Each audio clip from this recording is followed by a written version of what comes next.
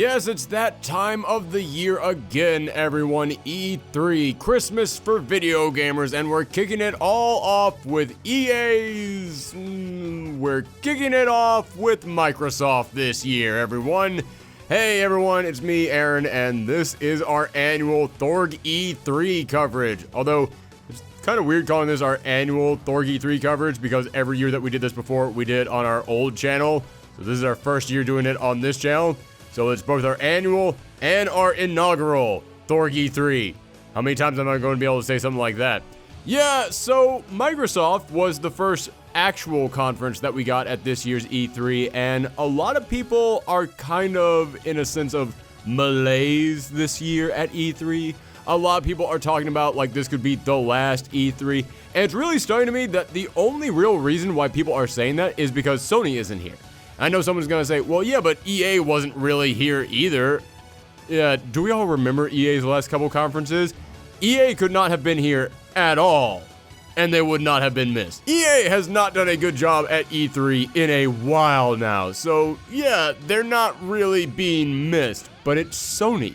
One of the big three, they're not here at all. Nintendo, they might not be there, but they at least have a direct going on. They always make sure to prepare some surprises and something special for E3, and it is shocking that Sony just decided on nothing, but then again, Sony doesn't really have anything.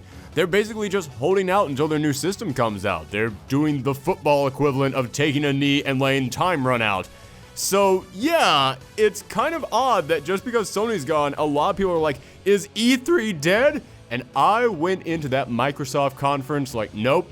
Last year, Microsoft, they knocked it out of the park. I don't even own an Xbox. I'm a PlayStation guy. And yet, hey man, Microsoft, they won it last year. They did an amazing job last year. So I was like, you know what? Microsoft, they're going to come in here. They're going to kick the doors down. They're going to get everyone excited. Everyone talking about E3.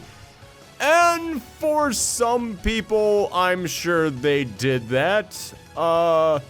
Yeah, let's just go ahead and talk about the overall show. I feel like last year, Microsoft learned a very important lesson, which is that it's about the games. Just trailer. They did not stop hardly ever during that whole conference. It was just, here's one thing, here's another thing, here's the next thing. And it was a huge wide variety of things that they showed off. And this year at E3, they had a lot of trailers, and they did indeed go from one into the next, a lot. But a lot of the stuff that they showed off was kind of what you expect from Xbox. It wasn't quite the variety that we got last year. There was still a decent chunk of variety in there. There were some surprises in there. There was some stuff that did make me think back to last year's E3 and go, okay, it's kind of like what we got there. But there was a lot more stopping to go, well, let's talk about the business side of this. I mean, video games are great and all, but buzzword. Business. Numbers. Is this working? Yes. Yay! Yeah, there was a whole lot of the future and the future of gaming and gamers. And we care about gamers because we are gamers and we know gamers. And we're with you gamers because we're one of you gamers, so we know gamers. And I kept thinking, you know what, you don't have to prove your gamer cred to me every single E3. I will trust that you are run by a bunch of people who like video games, but if you knew gamers like I know gamers, you would just show us more video games. That's kind of all we care about. It's kind of like when at the Oscars, everybody there is just like, just get on to the next award already. And then they come in there and they do something that they think is really important, talking about how big and great films are. And it's like, we're at the freaking Oscars. We know how big and important films are. That's kind of what they were doing at this year's E3 conference at Microsoft. Well, here's how important video games are. We know that. It's E3. Show us more video games. So let's go ahead. Let's dive into the Microsoft conference. I will not be talking about everything that they showed off, but we are going to cover a decent chunk of the games that they showed off. First game they showed off was The Outer Worlds, and this is really like the second time that we've seen anything about The Outer Worlds. We've really only seen one trailer before this, but that one trailer won me over. I was totally on board with this game. It had such life, such personality to it. The world building looked amazing in this thing, and the fact that's from the people who were originally behind Fallout and all of the Fallout success, and now Fallout has turned to dust, and those people jumped ship to go and make this thing. Yeah, considering that Fallout 76 tried to destroy my PlayStation, if this thing succeeds, I'll have a little bit of schadenfreude in there. I'll admit that. I'm kind of rooting this thing on so that I can triumph over the thing that tried to kill my PlayStation. So yeah, I am really excited for this game. The trailer was a little bit interesting. It wasn't as light and fun as the previous trailer. It was a lot darker and more serious, but it does look like this game is going to have a variety of tones, so that makes sense. If you have a variety of tones in your game, then you want your trailers to have a variety of tones. That just makes sense to me. Fine. Plus, it did still have some fun stuff in there. It did have some lighter moments, so I'm still 100% on board with this game.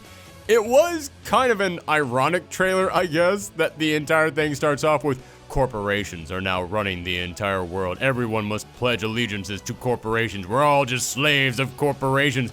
And then the little tag popped up in the bottom that just said, make sure that you pre-order now so that you can get the Ultimate Edition and you get it with Xbox Live's Game Pass. I don't think they realized how that was going to look, but I couldn't not notice it. I absolutely love that timing. That was hilarious to me. So the game looks very interesting. However, there is one thing that I have a huge problem with, which is that this thing is launching on October 25th, which means that within 2 weeks of each other, we are going to have The Outer Worlds, the new Star Wars game, the new Pokemon game, and the Hideo Kojima Death Stranding game. All these things are coming out within, I would say, maybe like 2.5 weeks of each other. Yeah, I don't think anyone really thought this out, and I will be stunned if none of these change their dates. Because, listen, Pokemon seems like it's safe. Pokemon does not seem like it's going to cross over into any of those other games. If you want to play Pokemon, you're going to play Pokemon. However, I will say, yeah, I think that with this being on the Switch, a lot of people out there who never played Pokemon before, they might be thinking, you know what, this is finally my time to try this. I never owned any of the handheld systems, but now the main Nintendo system's a handheld system, Pokemon's coming in. You know what, this is finally my opportunity to play some Pokemon. I cannot wait for this. So it feels like some of those new Pokemon players, they might not have time now. They might push this new opportunity to the wayside. They might not check this game out. But the old Pokemon fans, they're still all going to come back for this. However, the new Star Wars game, Death Stranding, and The Outer Worlds, I can see major crossover between these 3 games. So one of these 3 isn't going to get to eat. Even if you have unlimited money and you can buy each of these 3 games, we all don't have unlimited time. So one of these 3 is not going to get all the attention it deserves because each of these games feel like they're going to last for a long period of time. The Outer Worlds, definitely. I'm calling it. This thing's going to be a minimum of 60 hours to get through, especially if you do like many of the side quests, which you can tell there's going to be a ton of side quests in this thing.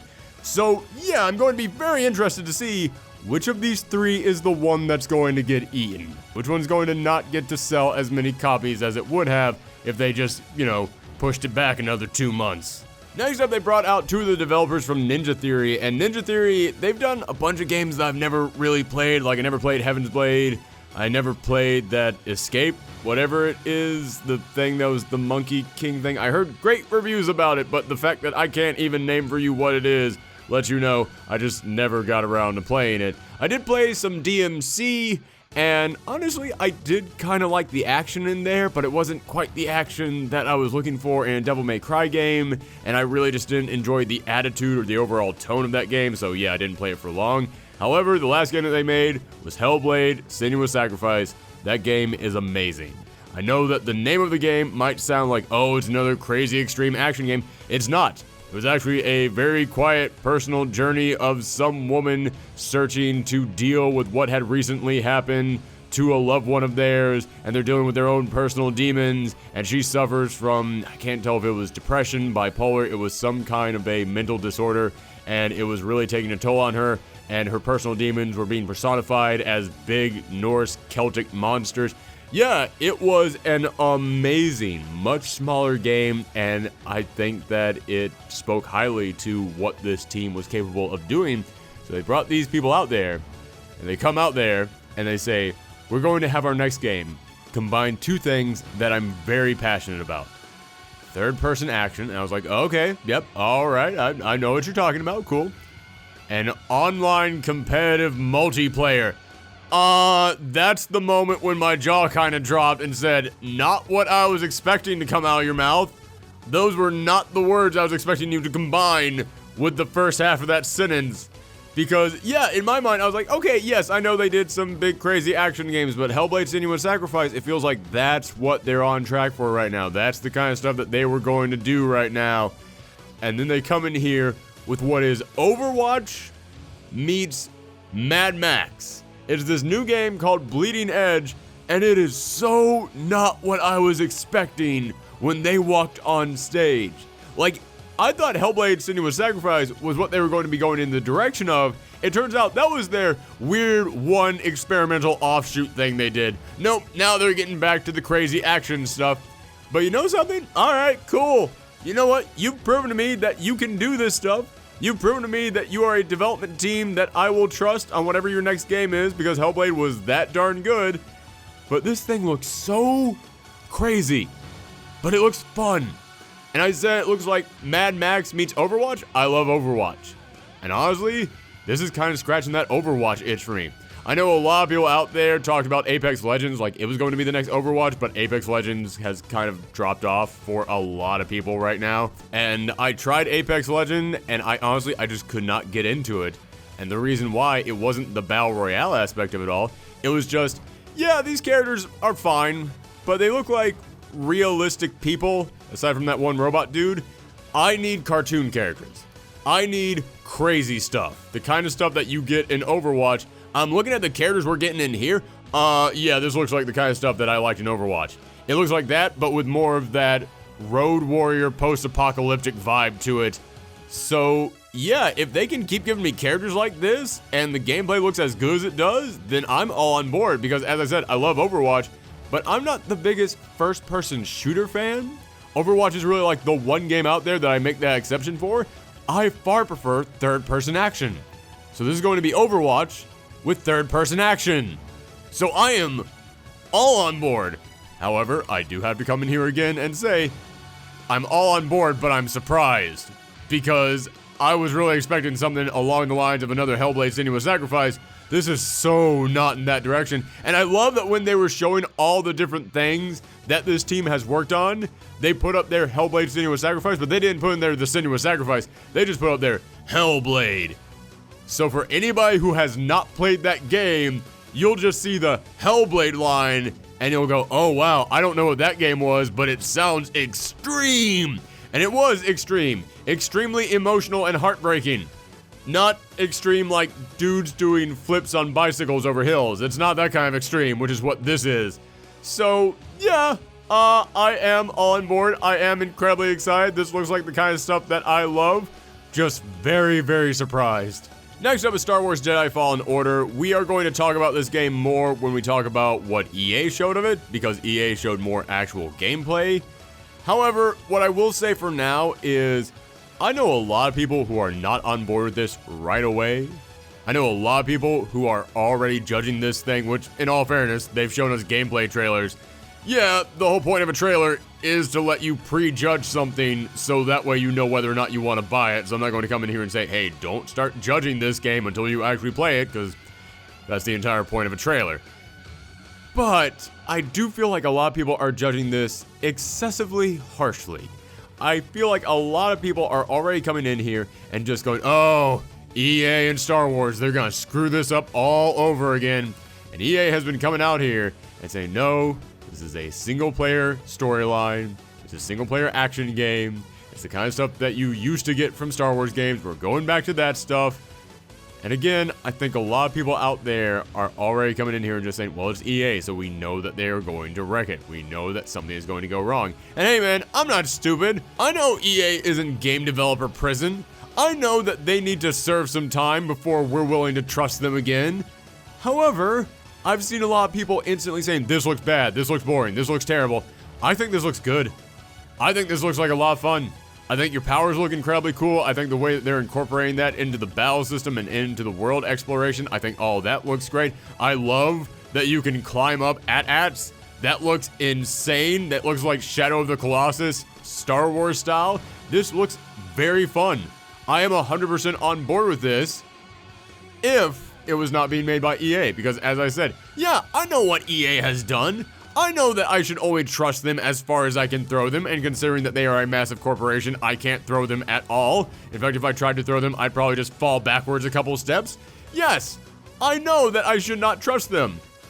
But I have to come in here and admit, if anybody other than EA was making a Star Wars game and they presented me with the stuff I saw in those trailers, I would think it looked pretty good. Not mind-blowing, not, oh my goodness, I can't wait to get this day one, but hey man, that looks like it could be a cool Star Wars game. So yeah, what we saw here again, it looks like it could be a cool Star Wars game. Next up, what is probably the biggest surprise for me this entire show, because I had heard rumors that this game was being worked on years ago, and then those rumors immediately died. So I never thought back to it, but we got this game of someone with a camera going out into the woods, searching for some missing kids, and I thought it was Outlast 3. I thought this was going to be Outlast 3 because you're holding up the camera. It's a first-person spooky game. It doesn't look like you can fight back in any way, so it's just a lot of running around, which I love that about the Outlast games. I've always said that when it comes to horror games, the less options your character has, the scarier it is. Like, the fewer ways you have to fight back against the monsters, the more threatening the monsters are, so the more scared you're going to be. So that's one of the things that makes Outlast so good. This looks like Outlast in the woods. I am terrified of the woods. So I was digging this, I was very excited, but I had no idea what it was going to be. And then I don't know what did it for me. But it was before we saw the guy facing the wall. It was like 5 seconds before we saw that I went, wait, Blair Witch? Like, I think those rumors I had heard from years ago just suddenly surfaced back in my mind, because out of nowhere, I just went, could this be a Blair Witch game? And then he turns around and he sees that guy in the corner and went, it's totally the Blair Witch. They made a Blair Witch game. And you know something? I think the Blair Witch movies are perfect for a game. Because as I said, it's not like you're going in there with any weapons to fight off the monsters. All you got is a camera. So really your only option is to run from the monsters. And the setting of the Blair Witch in the woods with all these big spooky trees and the big house at the end that's just this big circling maze going back and forth, and all the legends and all the rumors and all the clues that you would have to pick up along the way. Yeah, it sounds like something that, you know, not for like a $60 big AAA release, but for like, I don't know, I'd even be willing to go for like $30 maybe? I could see it working for a game of that scale. But I will say, you do have a dog in the game. And I feel like that could be a cool mechanic, like the dog can sense the monsters before you, so the dog can be your early warning system. However, if the dog is not there for that purpose, and the dog's only purpose is that the dog is going to die, so that way you feel like you're in even more danger, this game can go F itself. I don't need that. I don't need the dog to die. I love that Keanu Reeves was backstage at this entire conference just to ensure that that dog did not die. Speaking of Keanu, let's get into Cyberpunk 2077. This game looks great. The trailer that we got at this year's EA, it didn't show off any real like gameplay. It was more of just a story trailer, but I feel like we've already seen a decent chunk of gameplay stuff of this. Like, we all know about the character customization, which I think is a really cool aspect of this. Normally, I don't care about character customization all that much, but it looks like for a game like this, where you can basically build yourself, because you're a cyborg, it just makes sense. And the world seems so rich. The world seems so deep that they are creating in here. But at the end of this thing, let's be real, this is the thing that everybody wanted to talk about. At the end of this, you hear a voice, and I remember when I heard that voice, I went, wow, that's a really good Keanu Reeves impersonation. And then the character pops into frame, and I went, oh, that's no impersonation. That's Keanu Reeves. So good on them for getting Keanu Reeves. And then Keanu Reeves pops out. He actually walks out there. And I love that Keanu Reeves is talking about this game like he just learned what a video game is, and his mind is blown. Like, Keanu Reeves is metamorphizing into Nicolas Cage during this conference. Like, there's that moment during the conference in which he just goes, Cyberpunk. And I expected him to grab his neck, rip off his mask, and reveal that he's actually Nicolas Cage this entire time. The Keanu Reeves that we've known ever since John Wick has actually just been an elaborate Nicolas Cage character that he's been putting on. Speaking of that, just to get into this real quick, I love the resurgence that Keanu Reeves has had. I love that this guy, within the span of just a few years, went from, that guy can't act, he's never going to be in anything ever again. Oh man, this guy, he's such a bad actor, to this guy, listen, we know he can only play one type of character, but we love that character, and we will die for that character, and we will allow him to be in as many movies as he needs to be. And part of the reason why we are all now Keanu Reeves stans is not because we enjoyed John Wick that much, it's because John Wick is really good, but also Keanu Reeves in that time has just proven himself to be a really cool dude, to just be a really nice human being who is enthusiastic about working and about the projects that he's on. And that's what made everybody so excited about him in Cyberpunk. It's not, oh hey, Keanu Reeves is in this upcoming game that everybody is talking about. No, the thing that got me excited about was that Keanu Reeves was just excited about. Keanu Reeves was the guy at this Microsoft conference that everybody should have been. As I was saying in the beginning of this, the problem with this year's Microsoft E3 conference is that it felt very corporate. It felt like a lot of the people coming out there was like, buzzword, must say this buzzword, must say this thing at this time to do this thing. Keanu Reeves just got out there and went, I kind of like video games, guys. Video games are actually really cool. Does anybody know that? And yeah, we do know that, Keanu. That's why we love you up there on stage. You're the one guy at this Microsoft conference who was as excited about E3 as everyone there should have been about E3. Next, I'm going to start jumping around a little bit because I just want to cover like all the indie games that I felt were worth mentioning kind of all at once. We've got Spiritfarer. This looks like a weird cross between Stardew Valley and Animal Crossing, but it's also, from what I can gather, you're kind of like in the afterlife or something, and you're the person who it's your job to make these lost souls comfortable until they feel like it's okay to move on. Which I know that it sounds like what I said was crazy if you just started watching the trailer, but at the end it says, and you have to learn how to say goodbye, and then you're hugging your dear neighbor friend. And by the way, I mean deer as in D-E-E-R, not D-E-A-R. You're hugging your dear neighbor friend, and then they just fade away into nothing. And yeah, I think that you, as the person who runs this boat, this is gonna sound so weird. I am reading more into this than I read into like Cyberpunk. I think that in this, they're taking that idea from Greek mythology of the person who it was, I think their name was Charon or whatever. It's been a while since I studied Greek mythology. But I think that in Greek mythology, there was this ferryman, someone who they took a soul into the underworld and they took them by boat across this river. You are in charge of this boat, and on the boat you build houses for all these little animal friends of yours to come and live on.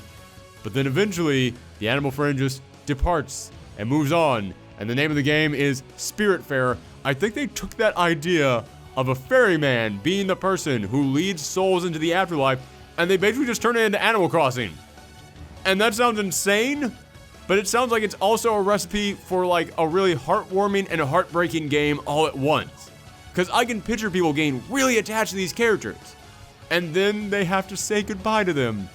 And that is like the most indie game concept I've ever heard. My wife is a huge fan of these types of games. She loves Animal Crossing. She loves Stardew Valley. So I can just picture her falling head over heels in love with this game, and then getting very sad when she has to say goodbye to her new big raccoon neighbor. Speaking of really charming, cute, but also probably heartbreaking games, Way of the Woods. I don't really have a lot to say about this game other than it just looks adorable and breathtaking all at once. You are playing as a deer who is leading their little baby deer through what I can only tell is the remains of a human world. Like, it looks like this is sort of a post-apocalyptic world where all the humans are gone, nature has reclaimed the cities, and you're just leading your child through these remains. You're just exploring. I don't really know what the goal is. Maybe you're migrating, maybe you're going from one place to the next, but everything is dark, but your antlers glow. So you can provide light in these dark areas. And there's moments where you see like shadows moving around. So maybe there is some kind of a threat, maybe there is some kind of an enemy, but I do kind of get that sense like this is going to be one of those games where you can't die. I get that sense that this is going to be one of those games where, okay, you just go in there and you explore as much as you can, but there's no real threat, but we're going to make you feel like there's a threat. It's more of just a game that's here to make you feel really good and warm and fuzzy inside about these two animals exploring this world. And you know something? Every now and again you just want to chill with one of those games. Every now and again you just need one of those games that get you all emotional without even saying a single word. It looks like it's going to be one of those games, so I'm actually pretty excited about it. But out of all the indie games that premiered here, the one that I'm the most excited about is 12 minutes. It's basically Groundhog's Day, except rather than a day, it's within 12 minutes, and these people show up to your house, break the door down, they're accusing your wife of murdering her father, and you have to figure out, I don't know what the truth is, figure out how to escape, figure out how to defeat them, figure out if you can trust your wife, and you have 12 minutes to do it every single time. But every time that you restart, you keep the knowledge of the previous time with you, so you have to basically build all this up and put all these clues together, but rather than gain a whole day like in a Groundhog scenario, you get 12 minutes. And it's all like this top-down perspective, which I think is great because it allows you to see all the clues that you can possibly get all at once, because yeah, in 12 minutes, you need to be able to see all those clues at once. This is a genius idea for a game. I think this sounds amazing. I am blown away by the concept and what I saw of the execution in this trailer. And speaking of indie games, that was the indie game I was the most excited about that premiered. It wasn't the indie game I'm most excited about, period, because we already knew that Psychonauts 2 was in development. But we got another trailer for it, and it looks like more Psychonauts. And I love Psychonauts. Psychonauts is an amazing platformer. If you have never played it, I don't even know if it counts as a platformer, adventure, exploration, puzzle game. It's a little bit of everything all in there. But if you've never played Psychonauts, that thing goes on sale on Steam for like $1 every single weekend. Go and play that game. It's amazing. You owe it to yourself to check out Psychonauts. But there's something I'm a little bit concerned about. Double Fine Studios is now purchased by Microsoft. And I don't know how to feel about that. Because on the one hand, Microsoft has been buying up a lot of indie studios. And I've heard mostly good stuff. From what I have heard, every single person that has been bought up by Microsoft has said, yeah, they let us just do whatever we want. All we gotta do is just promise to make exclusives for them. Which is smart. I've been saying for a long time that this is what Microsoft needs to do. In fact, I said this for Nintendo back when the Wii U was in trouble. Back before the Switch came out, I kept saying, dude, what Nintendo needs to do, find a bunch of indie games that have diehard audiences and get them to sign some exclusive contracts with Nintendo. Just get them to do that. That's what Microsoft is now doing. It's a genius idea, and so far it looks like it's paying off for them. But I am nervous, because even though most of what I have heard has been positive about these indie games working with Microsoft, you always have that fear of, okay, well, even if 95% of the time Microsoft is really cool with these indie teams, what's stopping that 5% from growing? What's stopping them from flipping that switch and going into full-on evil corporate greedy mode and just taking total control when these studios have already signed the contracts? And out of all the studios that have signed up with Microsoft, Double Fine Studios is the one I would be the most concerned about. Because if there is any studio out there who should just be allowed to do whatever they want to do, it's Double Fine. They've proven time and time again, they have a chaos engine for a brain over there at Double Fine Studios. And yeah, they don't always make incredible, amazing games, but they always make really extraordinary and original games. They always make things that are worth talking about. Like, for example, Brutal Legend. Yeah, I know a lot of people didn't really like the gameplay of Brutal Legend. Everybody loves the flavor and the tone and the world of Brutal Legend. So that's my fear, is that, oh god, you've now signed the one guy who I would never want to work for a big corporation to a big corporation. But so far you've proven to be cool. So far you've proven that you mostly just write the checks. You don't really tell them what to do. So I'm just gonna have to trust Microsoft on this one? That's a sentence I wasn't expecting to say, but okay. I just have to keep my fingers crossed on this one, because this could lead to some amazing stuff for Double Fine. They could give Double Fine a giant, huge check and let Double Fine double the size of their studio, and now they can put out even more extraordinary, amazing games and put them out quicker.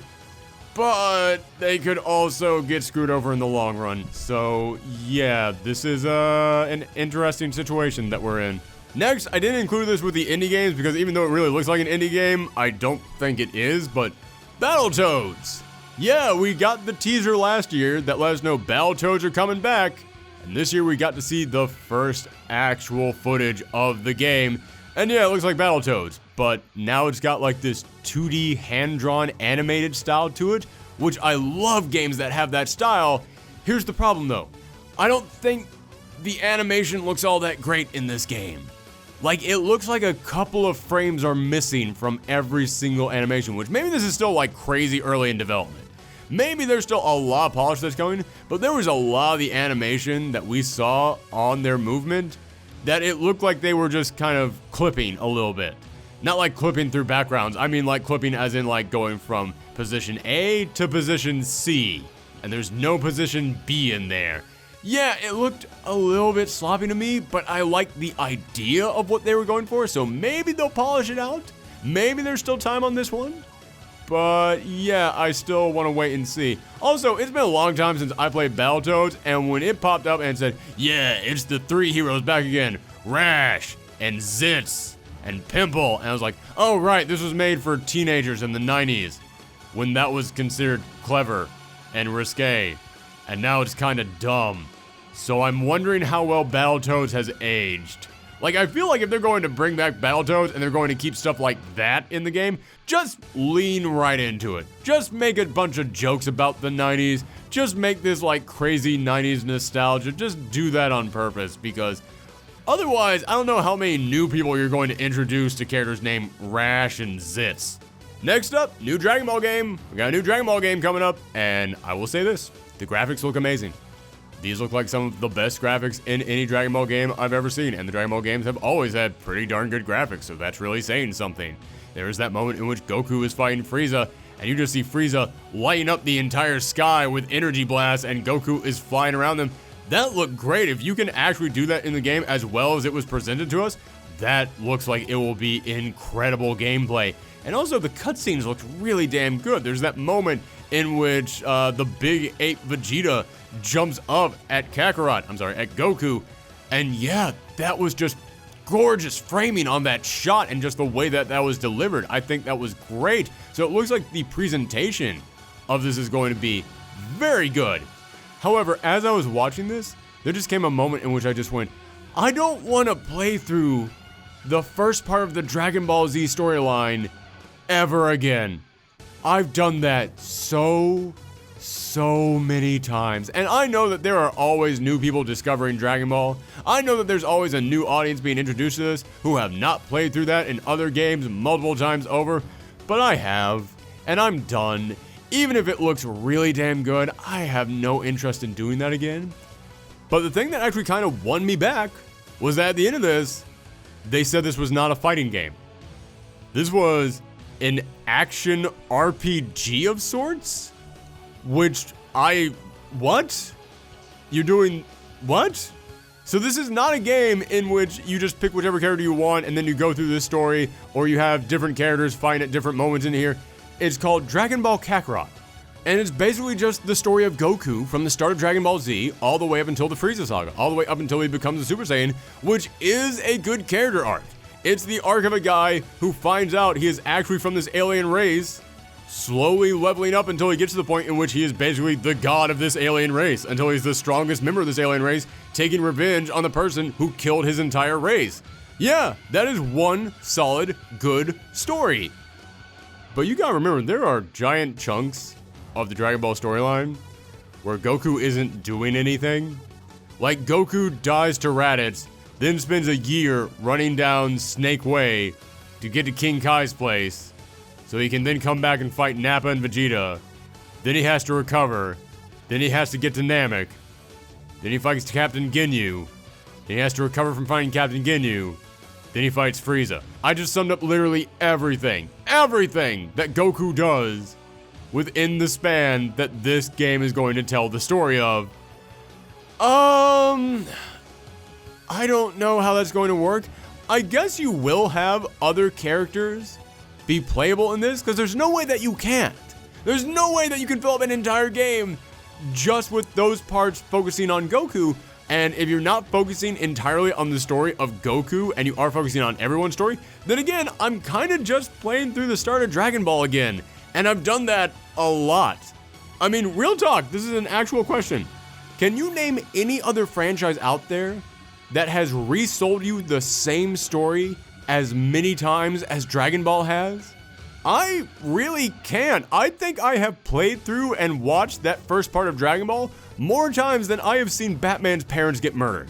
Like, it is that repetitive. We have seen this so many times. So even if this looks amazing, speaking as someone who has done this a lot, I have very little interest in returning to this. Next up, I'm kind of going to jump around a little bit again because I'm going to take 3 different games and combine them all together here, because they're 3 games that I know have die-hard audiences, and they have audiences that have been waiting on these games to return. But I'm not part of this audience. I'm talking about Gears 5, Halo Infinite, and Forza 4, which Forza 4 is already out, but they have something special to announce in there that I'll get to in a moment. But let's start with Gears 5. Gears of War is a franchise that people absolutely love. I played the first game, didn't do it for me, but I could see the people out there that would love this, and I know that there are people out there who love it, so good, I am glad that you guys love it. Listen, even if I don't enjoy something, I'm happy that other people can enjoy something. So I might not love Gears of War, I might not love Halo, but I know that you people love it, and I love that you love it. That is really all I have to say about that. But I will say, Halo Infinite, that was a good-ass trailer. We didn't see any gameplay, it was just a teaser, but that teased the crap out of Halo Infinite. That came in here, and it let you know, this is the premise of the next game. You lost. The war's over. Master Chief has been out there in space, kind of just in this frozen state for a while now. He's ready to go and rejoin the fight, but the fight's over. They lost. So now what do? That is a great, amazing premise for a game. But as I said, I can't come in here and go, and this is what I want to see in the game, and this is what I want them to do in the game, because yeah, I'm just not that into Halo. I tried playing some of it on the original Xbox, but as I said, I was never really that into first-person shooters. Part of it was just because a lot of the games that were first-person shooters, they all had kind of a similar tone to them, and it's just not the kind of tone that I really care about in video games. It just doesn't do it for me. But also, it wasn't until about the PlayStation 3, PlayStation 4, that I could finally even play first-person shooters. Because when I was a kid, first-person shooters made me nauseous. It wasn't until more recent generations of video games that they finally fixed whatever it was that was making me nauseous in these games, and I could finally play them again. So I tried playing Halo when I was a kid. Made me want to throw up. So yeah, I kind of had to stop, and I decided never to return to it. Maybe this will be the one that does it. Maybe I'll finally come back to this. But, as I said, yeah, Halo, not really for me. But if it is for you, I thought that was a damn good teaser. Now Gears 5. Gears 5, I feel, is kind of the accumulation of a lot of my problems with this year's Xbox show. Because it's not like Xbox didn't show off good games this year. They showed off a lot of games that got people excited. Gears 5, that is a game to be excited about. If you are a Gears of War fan, that is something to be incredibly excited about. But we didn't see any gameplay, and we didn't really get any premise, and we didn't get any story, and we have no idea what this is about. We just kind of know that Gears is coming. But after basically just going, Gears of War 5 is coming. But you don't care about that. Let's talk about this other mode in Gears of War. There's going to be arcade mode, and you can sign up for arcade mode by doing this thing. And also there's going to be Gears of War Escape, a new 3-person multiplayer experience that you can do with this. And we have these celebrities here to play this new 3-person mode. Check that out. They didn't even really show any of the gameplay. They just showed that they had celebrities there to play it.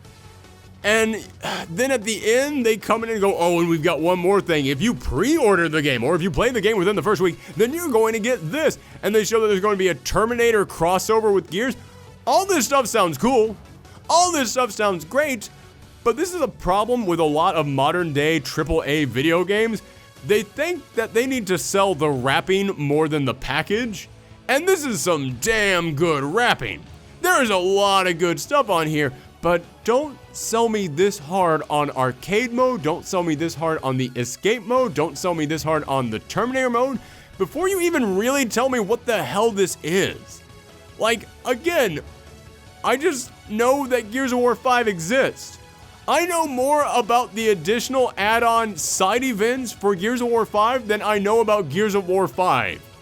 It's insane to me how they promoted this thing. And the last game from this little chunk of games that I personally just don't really care about, but not because they're bad games, but just because they're not really for me, and I know that they have an audience, and I'm glad that they have that audience, is Forza. I have never cared about realistic racing games. I'll play a kart racer game for a little bit, then I'll get bored with it, and that's as far as I go. I don't really care about the realistic racing games, and I just tuned out so hard on this, I wasn't even paying attention. And then you hear, everything is awesome. I kind of like slowly reawoke. I arose from my slumber and just looked up like, what? Everything is what now?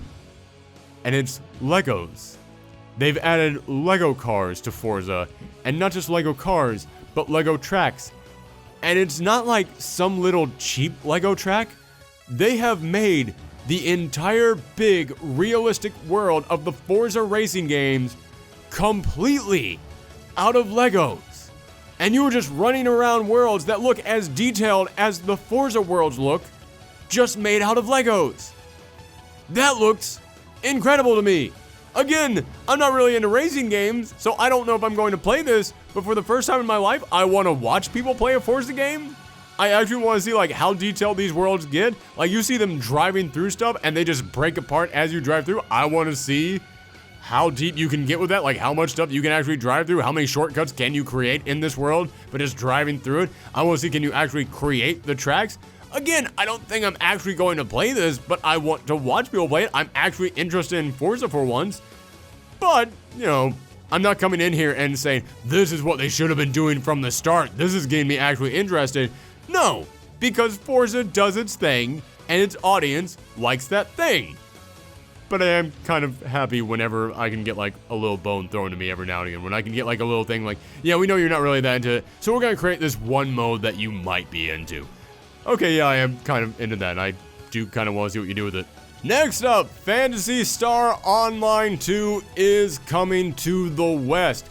I am intrigued by this, but I don't think I'm going to play it because I don't play a lot of big, massive multiplayer online role-playing experiences. I don't really go in for those games, so I guess this is part 4 of the type of games that I'm just not that into.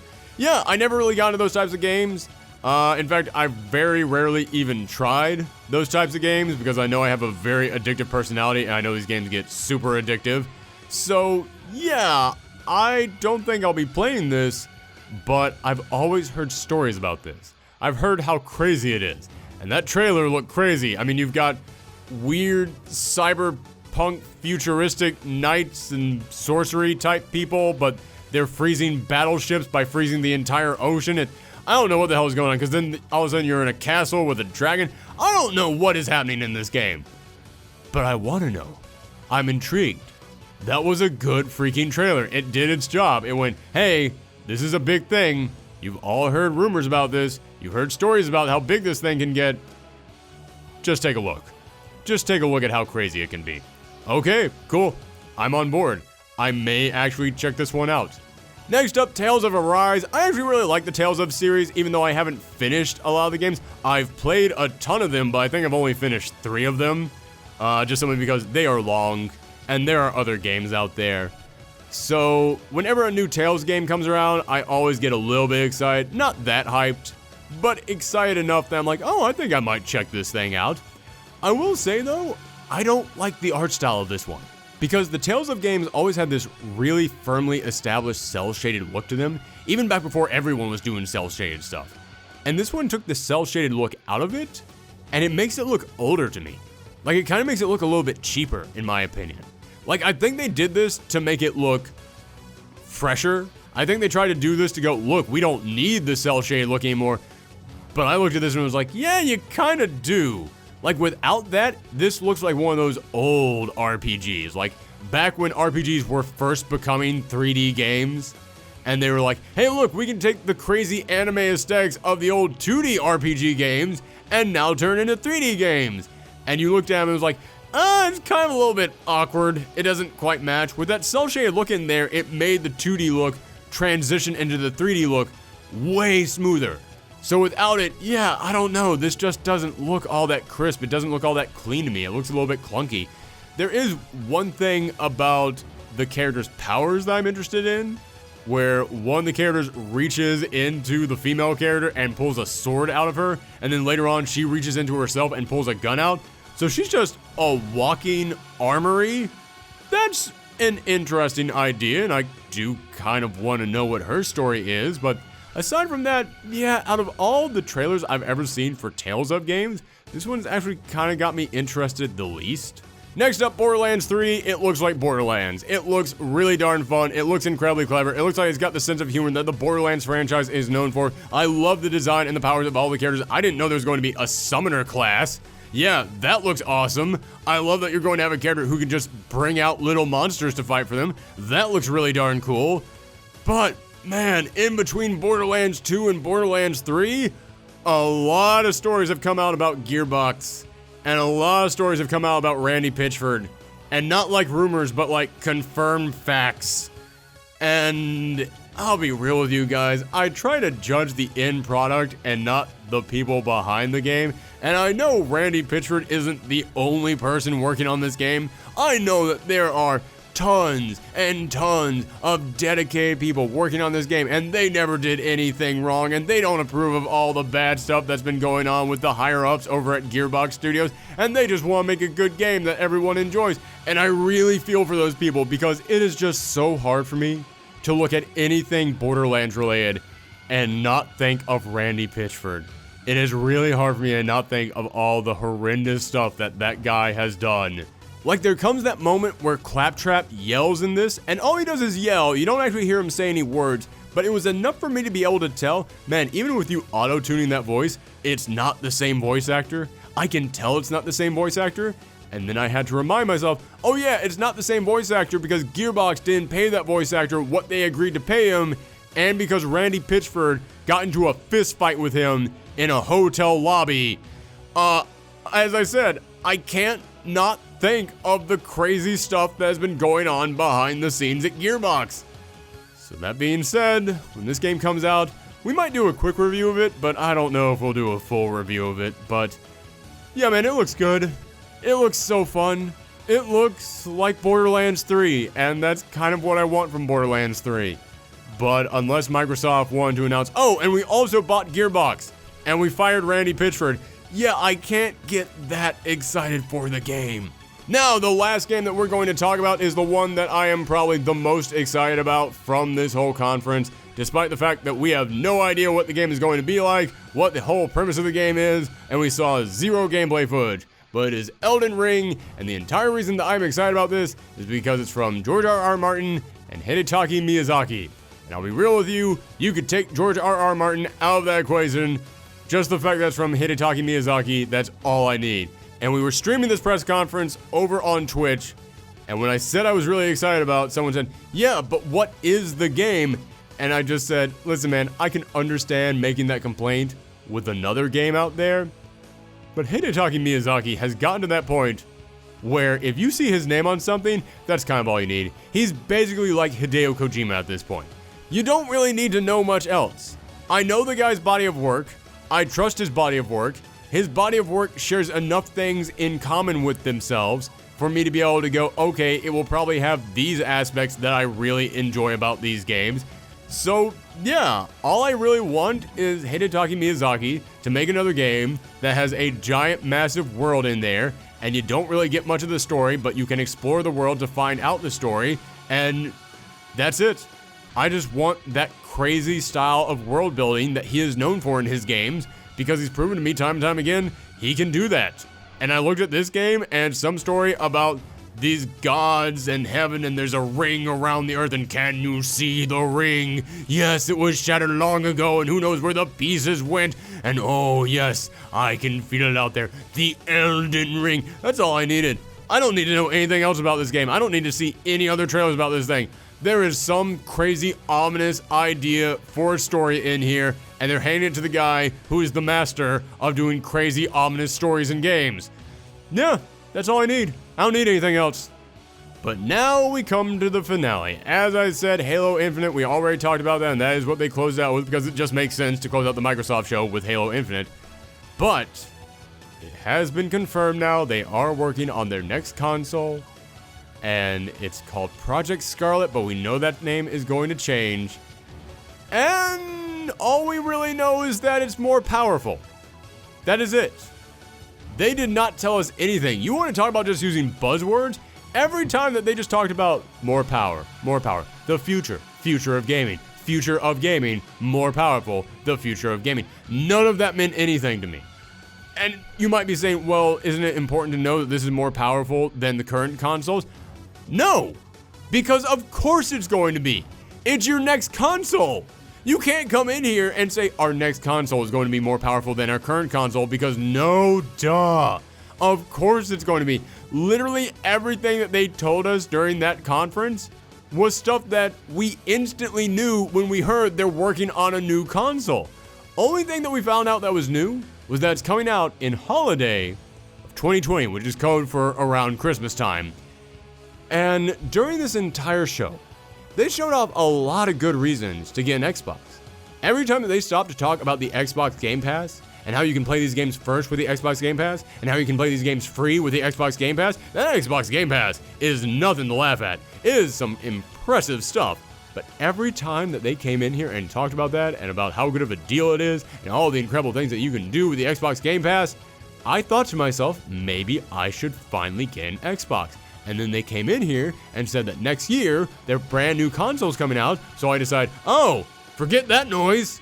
I'll just wait. If I really want a new Xbox that much, I'll just wait. I do not need to buy an Xbox when I know that their new console is coming out next year. And some people might be asking, well, how on earth could they advertise these new games and the Xbox Game Pass while still talking about their new console in order to get you interested in buying an Xbox? Simple. Don't talk about the new console. Yeah, we know you're working on one. Do not come in here and tell me when it's coming out. Do not come in here and try and get me hyped up for it until we are close. This thing comes out in holiday of 2020. If you want people to keep buying Xboxes, do not actually talk about it until E3 of 2020. Give us 6 months.